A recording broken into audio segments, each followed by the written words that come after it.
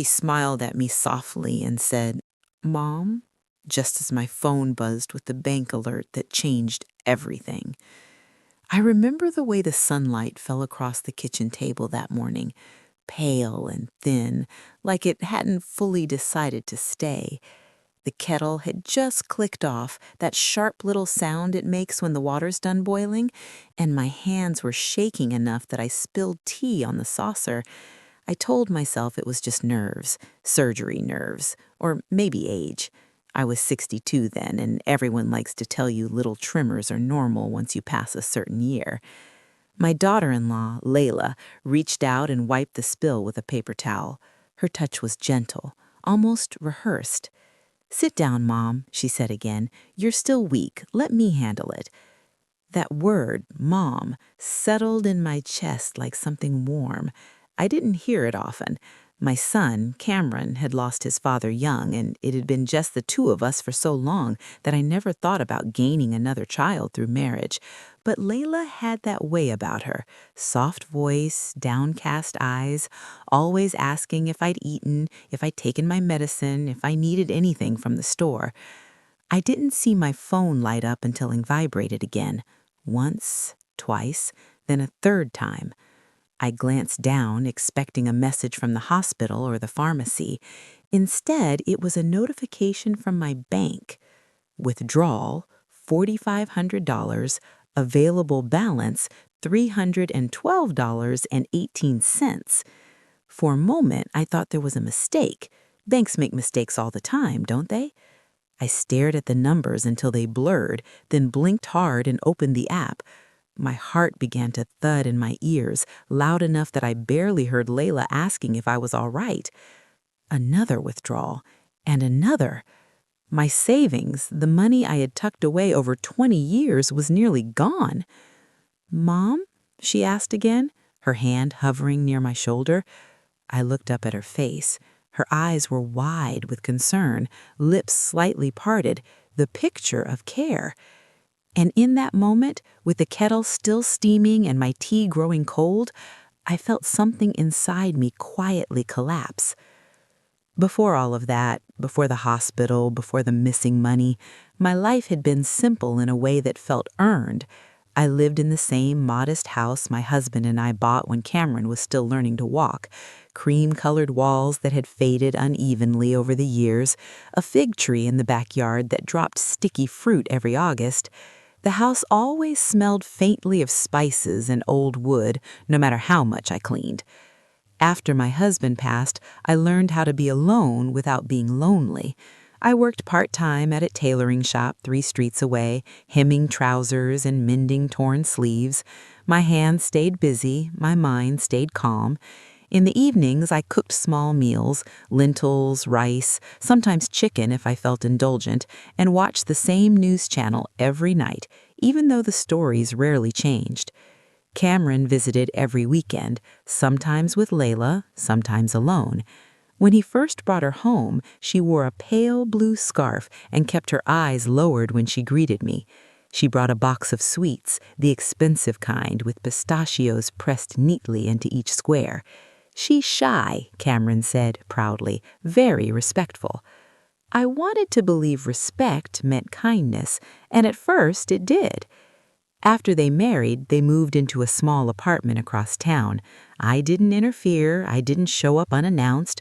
I remembered what it was like to be young and trying to build something private. But then, last winter, I fell. It was nothing dramatic, just a slick step near the bathroom sink, a sharp pain in my hip, and then the ceiling spinning above me as I lay there embarrassed and scared. Cameron rushed me to the hospital. Layla came later carrying a bag of clothes and my toothbrush. "You'll stay with us while you recover," she said firmly. "No arguments." I protested at first. I didn't want to be a burden. But Cameron squeezed my hand, his eyes soft in that familiar way. "Please, Ummi," he said, "let us take care of you." So I moved into their apartment for what was supposed to be a few weeks. Those weeks turned into months.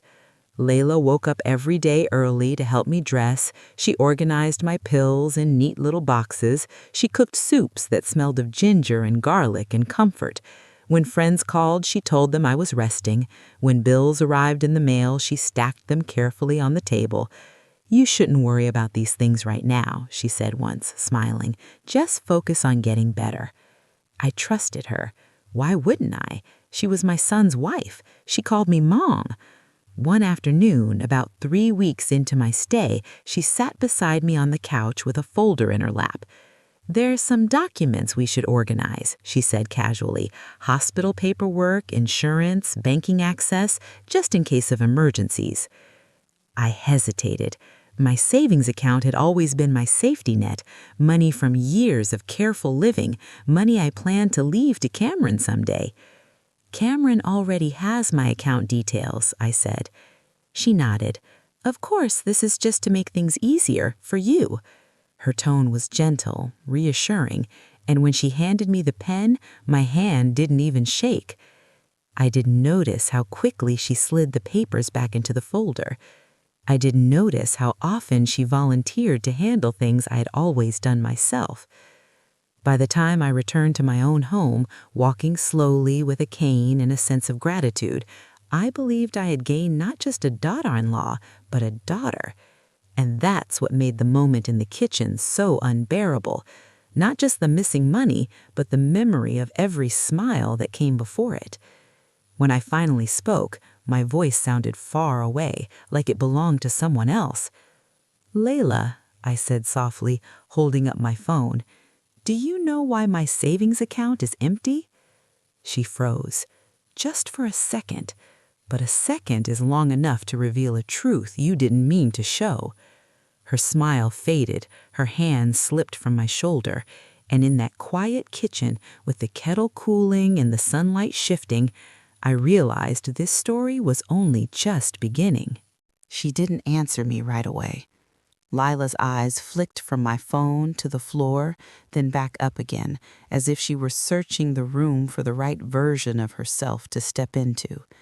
The kettle clicked again. I must have pressed it without realizing, and the sound felt too loud for the moment we were standing in. I don't understand," she said finally. "Maybe it's a mistake." Her voice was steady, but I noticed something else then. She wasn't asking to see the phone. She wasn't leaning closer to read the screen. She stayed exactly where she was, hands folded in front of her, like someone waiting to be judged. "A mistake?" I repeated. "Yes," she said quickly. "Banks do that sometimes. You should call them." I nodded slowly, even though my chest felt tight. I sat down at the table, my knees weak beneath me, and dialed the number on the back of my card. Lila busied herself at the counter, rinsing cups that were already clean. The water ran too long. She kept her back to me. The woman on the phone was polite, efficient, too calm. "No, ma'am," she said after verifying my details. "These withdrawals were authorized. The funds were transferred over the past 3 weeks." "Authorized by whom?" I asked. "By the account holder," she replied, "using the access granted on file." My grip tightened on the phone. I didn't make those withdrawals. There was a pause, the kind that tells you the answer is already decided. "According to our records," she said carefully, "the transactions were made using credentials provided during a recent update. The funds were transferred to a linked account." "A linked account?" My voice cracked. "Yes. Would you like me to read the account holder's name?" I looked up at Lila's reflection in the microwave door. Her shoulders were rigid. She wasn't washing dishes anymore. She was listening. "Yes," I whispered. The name the woman read out was not mine. It was Lila's. I ended the call without saying goodbye. For a long moment, neither of us spoke. The kitchen smelled faintly of cardamom and boiled water.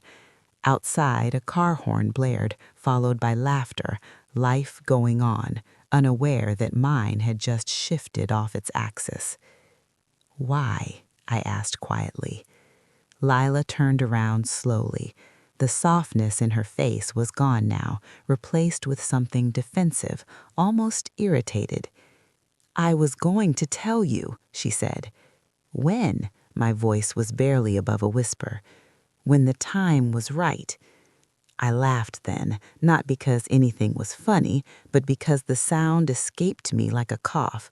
"The time was right when you signed those papers. The time was right every day you looked me in the eye and called me Mom."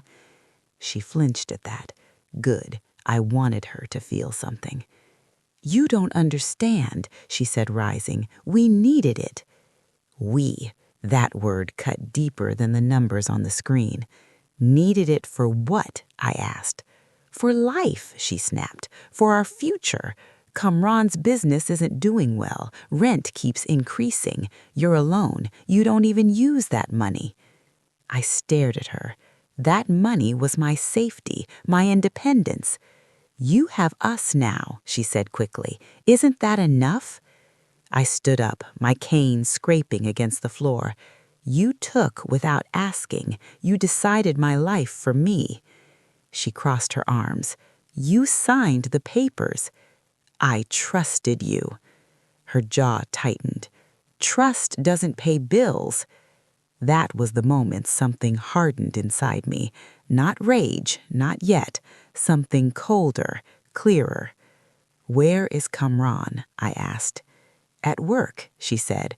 "Don't drag him into this." "He's already in it," I said, reaching for my coat. "I'm going to see him." She stepped in front of the door. "Please," she said, lowering her voice, "don't make this bigger than it needs to be." I looked at her, really looked at her, at the woman who had cooked for me, dressed me, spoken gently to me while quietly emptying my account. "You already did," I said, and gently moved past her. Kamran worked out of a small office above a printing shop. The stairs smelled of ink and dust. My legs ached as I climbed, but I didn't stop. When I opened the door, he looked up, surprised. "Ami," he said, standing quickly. "What's wrong?" I closed the door behind me. The room was cramped. A desk, 2 chairs, stacks of paper. This was where my savings had gone. I could see it now. New equipment, new plans, dreams built on money that wasn't his. "Did you know?" I asked. He frowned. "What know?" I sat down heavily in the chair across from him. "Did you know Lila had access to my savings account?" His eyes shifted, just slightly. "Yes," he said after a pause. "She mentioned something about helping manage things while you were sick. And did you know she transferred nearly all of it to her account?" His shoulders sagged. "I thought she asked you," he said quietly. "She said you agreed." I closed my eyes. "Kamran, look at me." He did, and in his eyes I saw guilt, not shock, not confusion, guilt. "You let her," I said. "We were struggling," he said, cracking. "I was going to pay it back, I swear." "When?" I asked. "When things improved." "And if they didn't?" Silence. I stood up again, every movement deliberate. "That money wasn't a gift. It wasn't yours to borrow." "You're my son," he said desperately. "Doesn't that count for something?" "It does," I said softly. "That's why this hurts." I left without waiting for him to say anything else. That night, back in my own house, I sat alone at the kitchen table, the same table where my husband used to read the paper, where Kamran did his homework, where I planned the rest of my life. I didn't cry, not yet. Instead, I opened a notebook and began to write down everything I remembered: dates, conversations, documents I'd signed, words Lila used. I didn't know exactly what I would do next, but I knew one thing for certain: I would not disappear quietly. Sleep didn't come easily that night. Every time I closed my eyes, I saw numbers floating in the dark. Balances, dates, amounts, all tangled up with Lila's voice calling me Mom in that careful, practiced way. The house felt different now, too quiet, too aware of me. The old clock in the hallway ticked louder than usual, each second marking something I could never get back. Just before dawn, I gave up and went to the kitchen. I brewed tea the way I always had, measuring the leaves by memory. The steam rose slowly, carrying that familiar scent, and for a moment I felt anchored again. I sat at the table with my notebook and read through what I'd written the night before. It was messy, emotional, names underlined too hard, arrows pointing nowhere. I needed clarity. Later that morning, I called the bank again, not the general helpline this time, but the branch manager whose name I found on the website. When I explained the situation, she suggested I come in person. "Bring any documents you have," she said. "We'll review everything." I dressed carefully, not in anger, not in haste. I chose a simple gray shalwar kameez, pressed and clean. I wanted to feel steady, not pitiful. At the bank, the manager listened without interrupting as I laid out the story. She asked questions, she nodded, she took notes. "Legally," she said after a while, "the access was granted. That makes recovery complicated." The word landed heavily between us. "But," she continued, "there are options, especially if you believe the consent was given under duress or misrepresentation." Misrepresentation. I repeated the word silently. That was exactly it. Before I left, she printed out a full transaction history. Seeing it all on paper, the steady drain of my life savings made my hands shake again. On the way home, I stopped by the tailoring shop. I hadn't told the owner what had happened, but when she saw my face, she knew something was wrong. "You look tired," she said gently. "I am," I replied. She handed me a cup of tea without asking. That small kindness nearly broke me. Kamran called that evening. "Ami," he said, his voice low, "Lila is upset. She says you're trying to ruin us."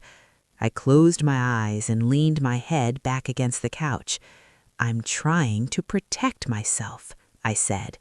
"She feels attacked. She's scared." "So am I said. He sighed. "Can we talk about this calmly as a family?" I tried. I trusted. That didn't work. There was a pause. "What do you want to do, finally?" he asked. "I want my money back, all of it." "Then that might not be possible," he said quickly. "Some of it's already been used." "Then I want honesty," I said, "from both of you." Another pause, longer this time. "I'll talk to her," he said. I hung up feeling hollow. The following week, Lila came to my house unannounced. I was in the middle of folding laundry when I heard the knock. 3 quick taps, familiar, confident. She stood in the doorway with red-rimmed eyes and a carefully chosen expression of remorse. "I'm sorry," she said immediately. "I never wanted to hurt you." I stepped aside and let her in. The house smelled of detergent and old memories.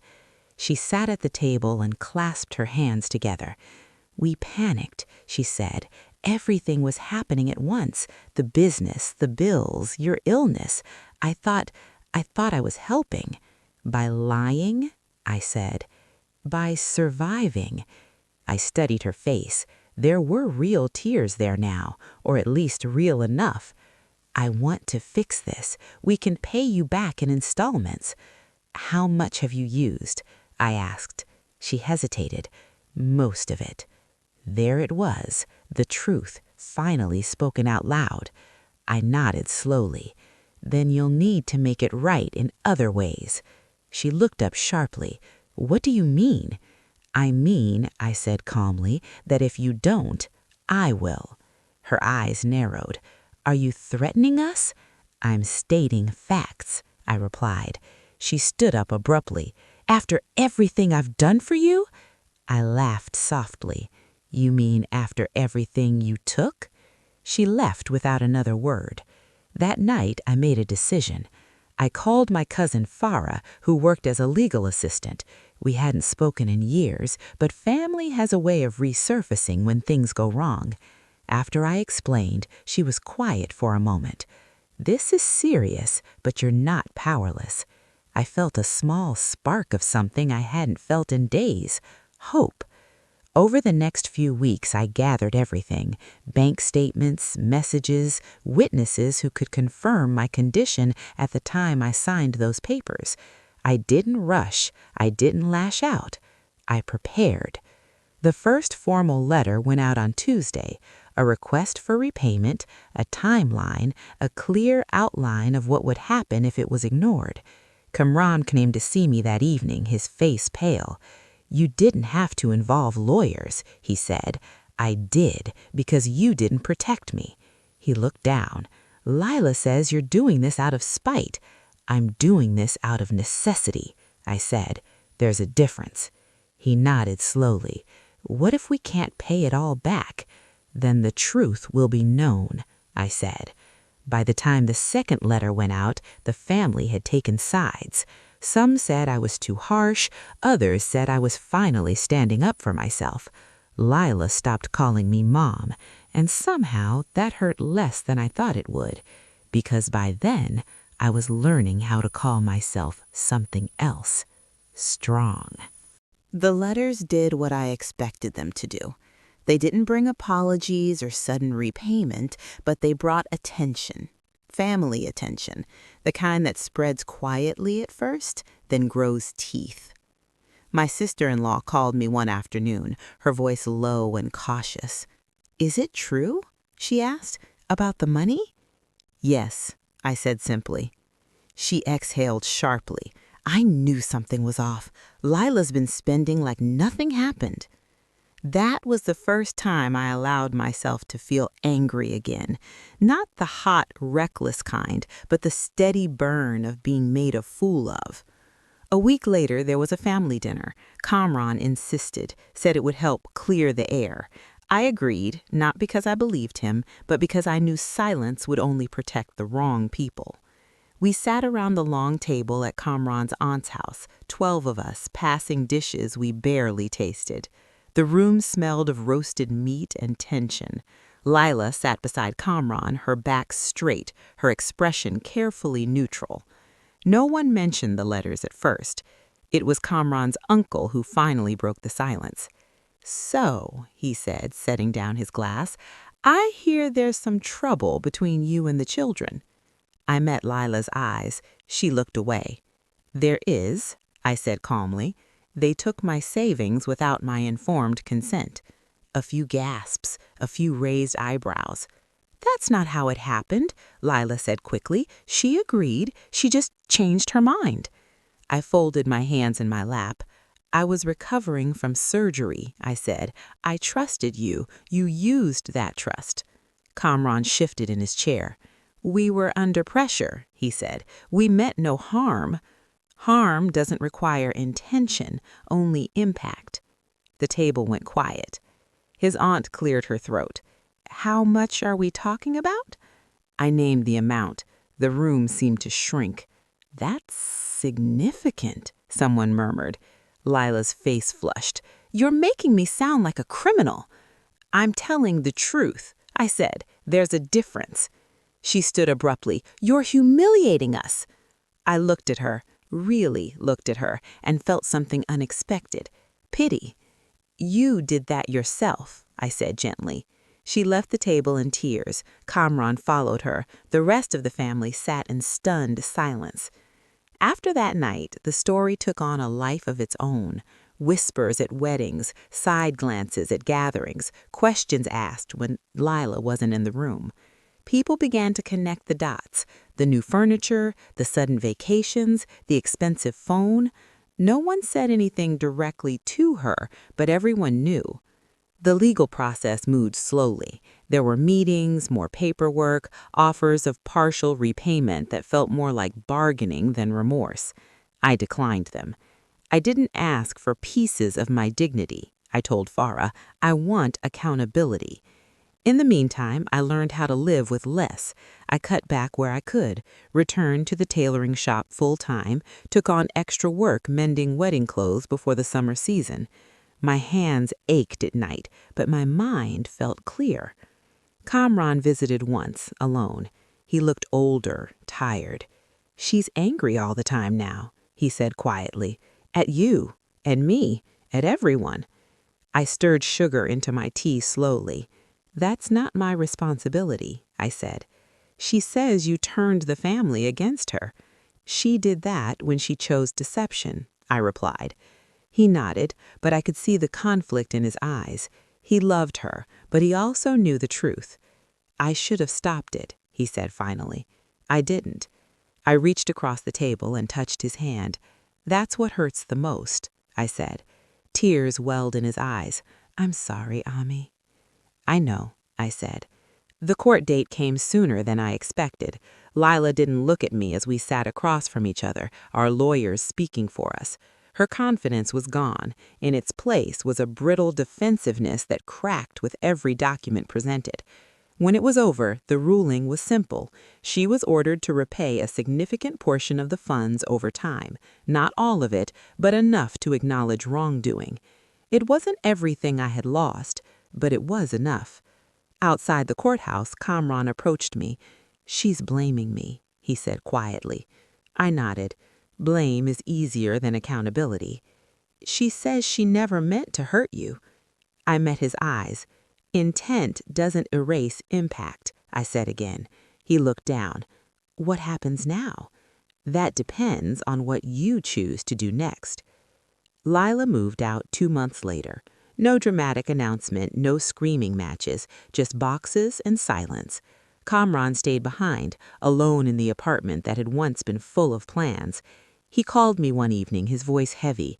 "I don't know how to fix this," he said. "You don't fix it by pretending it didn't happen. You fix it by becoming someone who wouldn't let it happen again." There was a long pause. "I want to come home for a while," he said finally. I looked around my kitchen, the same table, the same clock ticking steadily. "You're welcome," I said, "but things will be different." "I understand," he said. When Kamran moved back in, I noticed how careful he was. He asked before touching anything, cleaned without being asked, sat with me in the evenings, quiet and thoughtful. We didn't talk about Lila. We talked about rebuilding. And slowly, I felt something else return to my life. Not trust, but peace. Peace doesn't arrive all at once. It comes in fragments, a morning without dread, an evening without rehearsed arguments, a night where sleep finally stays longer than a few hours. I noticed it first in the small things, the way I stopped checking my phone every time it buzzed, the way my shoulders no longer tensed when the doorbell rang. Cameron's presence in the house was different this time. He woke early and left quietly for work. In the evenings, he cooked simple meals, rice, eggs, vegetables, nothing elaborate. Sometimes he asked me to taste the food the way he used to when he was a boy, waiting for my approval. "More salt?" he'd ask. "It's fine," I'd say, and mean more than just the food. We spoke carefully at first, circling around the pain like two people learning to walk again after a fall. But slowly, conversations grew longer, less guarded. One evening, as we folded laundry together, he finally said what had been hanging between us for months. "She didn't see you as a person," he said quietly. "She saw you as a resource." The words stung, even though I'd already accepted the truth. "She wasn't the only one," I replied. He nodded, shame flickering across his face. "I let it happen." I placed the towel down carefully. "What matters is what you do now." The repayments began the following month. Not large amounts, but consistent. Each deposit came with a quiet sense of validation, proof that I hadn't imagined the betrayal, that it had been real, and that it had consequences. I reopened my savings account, a new one in my name only. The banker smiled when she handed me the paperwork. "It's good to see you again," she said. I smiled back. "It's good to be here." I didn't replace what I lost, not entirely, but I adjusted. I learned how little I actually needed to feel secure and how much strength I had overlooked in myself. Lila tried to contact me once. A message, short, careful. "I hope one day you can forgive me." I read it 3 times before setting the phone down. Forgiveness, I realized, wasn't something I owed her. It was something I could choose, or not, on my own timeline. I didn't reply. Months passed. The fig tree bloomed again. The tailoring shop stayed busy.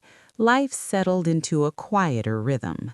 Sometimes neighbors asked questions. Sometimes relatives tried to offer opinions disguised as concern. "You're very strong," they'd say. "I don't know if I could do what you did."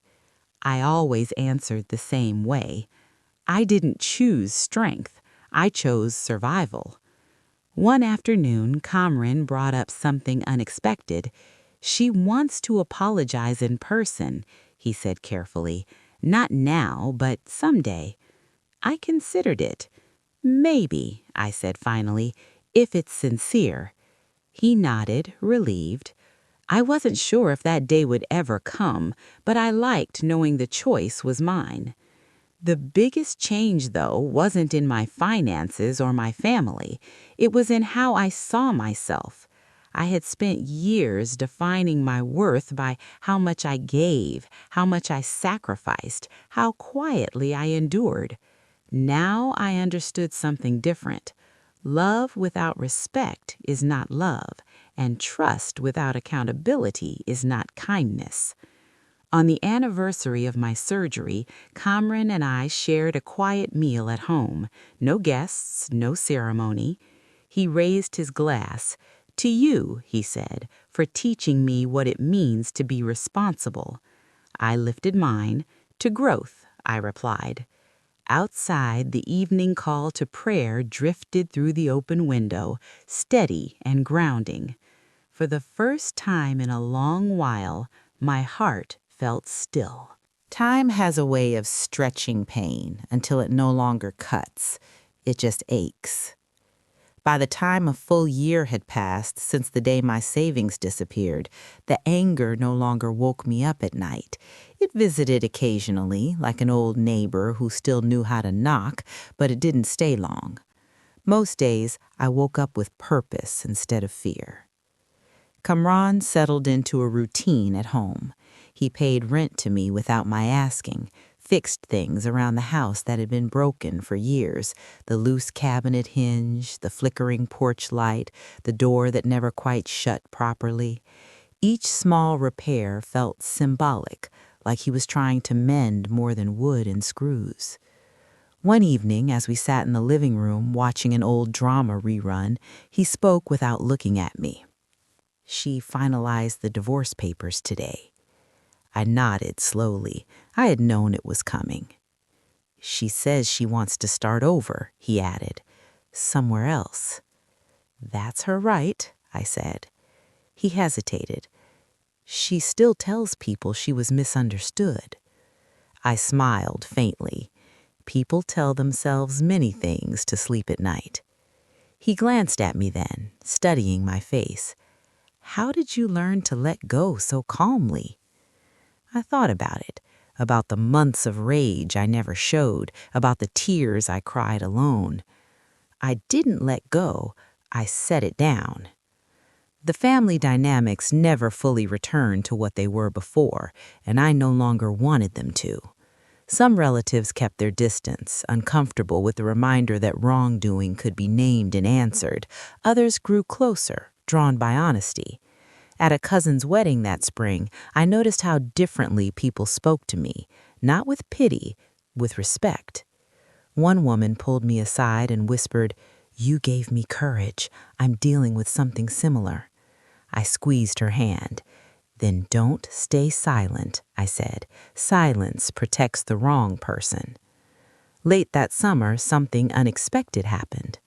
Lila showed up at my door. No announcement, no warning, just a soft knock at dusk. When I opened the door, she stood there, thinner, paler, her hair pulled back tightly. She wasn't wearing makeup, she wasn't smiling. "May I come in?" she asked quietly. I considered saying no. Instead, I stepped aside. She sat at the same table where she had once called me Mom and smiled while my life unraveled. This time, she kept her hands folded tightly in her lap. "I'm not here to ask for forgiveness," she said quickly. "I don't deserve it." I raised an eyebrow. "Then why are you here?" "Because I finally understand what I did, and because I needed to say it to your face." She inhaled sharply. "I saw you as someone who would always forgive, someone who would always give. I told myself you didn't need that money as much as we did." She looked up at me, tears finally spilling. "I was wrong." I listened. I didn't interrupt. I didn't comfort her. When she finished, the room was very quiet. "I can't undo what I did, but I wanted you to know I carry it with me now." I nodded slowly. "Good," I said. She blinked, surprised. "Guilt means you see yourself clearly. That's the beginning of change." She wiped her face. "Do you hate me?" I considered the question honestly. "No," I said, "but I don't trust you, and I won't pretend otherwise." She nodded. "I understand." She stood, hesitated, then said softly, "I won't call you Mom again." I met her eyes. "That's for the best." When she left, I felt no triumph, no satisfaction, just closure. That night I slept deeply, not because everything was perfect, but because nothing was unresolved. As autumn arrived, my life settled into something quieter, steadier. I reduced my hours at the tailoring shop, took walks in the evenings, spent afternoons reading near the window where the light was kind. Kamran eventually moved into his own place again, nearby but separate. Our relationship was no longer built on obligation or guilt. It was built on honesty. He visited every Sunday. Sometimes we talked about the past, sometimes we didn't. Either way, there was no tension left between us. One afternoon, while sorting through old papers, I found the original notebook where I had written everything down that first night. I read the pages slowly. The anger was there, the hurt, the disbelief, but so was something else, strength I didn't know I possessed. I closed the notebook and placed it back in the drawer. Some chapters don't need to be revisited, they just need to be remembered correctly. I used to think being called Mom meant I had been chosen. Now I know better. Real family doesn't take your safety and call it love. Real love doesn't require you to disappear. And respect, real respect, never has to be demanded. It shows itself in actions, not words. I share this story not because I want sympathy, but because someone listening might be sitting at their own kitchen table right now, staring at a phone screen, wondering if they're overreacting. You're not. Trust your instincts. Protect your dignity. And remember, kindness does not mean surrender. There are moments in life that split us quietly in two. The person we were before and the person we become after the truth shows itself. For a long time, I thought being gentle meant being small. I thought love was proven by how much I could endure without complaining. I thought dignity meant staying silent so others could stay comfortable. I was wrong. What this experience taught me, slowly, painfully, is that boundaries are not cruelty, they are clarity. And clarity, once you claim it, changes everything. If you're listening to this and thinking about someone who calls you family but treats you like a convenience, if you've been told you're too sensitive for noticing what feels wrong, if you've been asked to sacrifice your safety, your peace, or your future in the name of love, I want you to pause. Ask yourself this one question. If someone truly loved me, would they ask me to disappear for their comfort?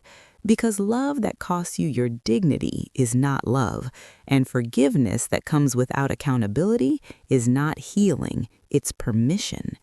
I didn't win everything back, not the money, not the years, but I gained something far more valuable. My voice, my self-respect, and the quiet peace that comes from knowing I didn't betray myself. So if you're standing at your own crossroads right now, unsure, afraid, but awake, trust that awareness. It's trying to save you. And remember, you don't have to scream to be strong. Sometimes strength is simply choosing not to stay silent anymore. If this story touched something in you, I'd love to hear from you. Would you have done what I did, or would you have chosen differently? Share your thoughts in the comments. And if you believe stories like this matter, stories about truth, boundaries, and quiet strength, please subscribe, like, and support this channel. You never know who might need to hear this next. Thank you for listening.